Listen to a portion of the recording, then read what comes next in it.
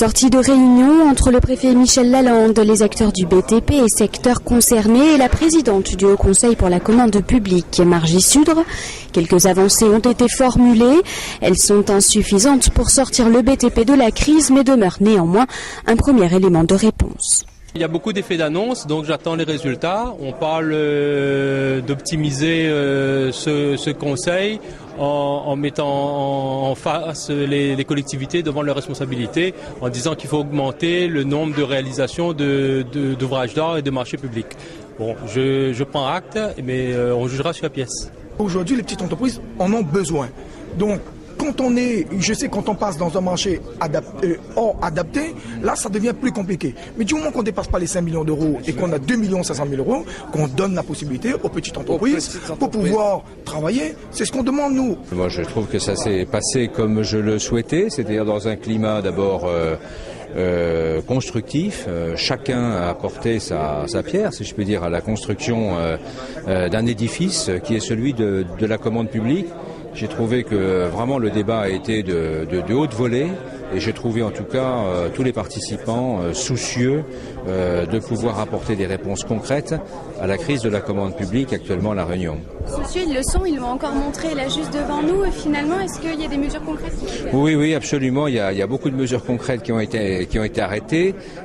Beaucoup de mesures concrètes dont les principes ont été arrêtés. Il y en a une qui va être réalisée d'ici la fin de la semaine. C'est une lettre conjointe du président de l'association des maires, du président du conseil régional, de la présidente du conseil général, du préfet de La Réunion, sous l'égide de la présidente Madame Sudre.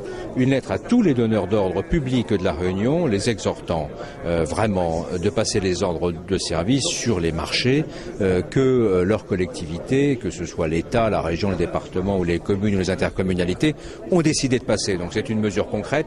Accélérons les commandes publiques dont nous avons la responsabilité et qui sont inscrites dans nos budgets respectifs. Ça, c'est la première chose, avec la nécessité vraiment forte pour nous tous, dans le mois qui vient, de faire augmenter sensiblement l'engagement des crédits dans l'économie réunionnaise.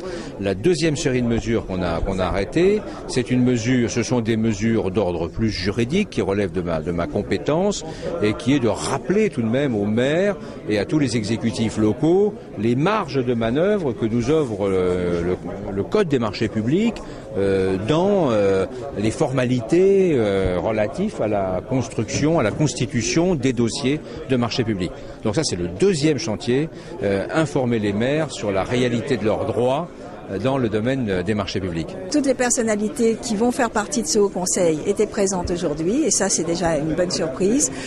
Cela reflète aussi l'urgence de la situation et le souci que nous avons tous d'apporter une réponse à cette urgence parce que c'est vrai que les entreprises souffrent et on voit des pertes d'emplois jour après jour et nous avons donc pu voir quels étaient actuellement les défauts de la commande publique pour faire en sorte d'y remédier.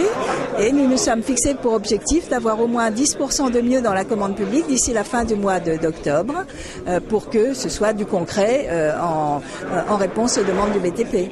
Vous parliez d'urgence sociale, est-ce que 10% c'est suffisant ? Les acteurs s'attendaient peut-être à mieux.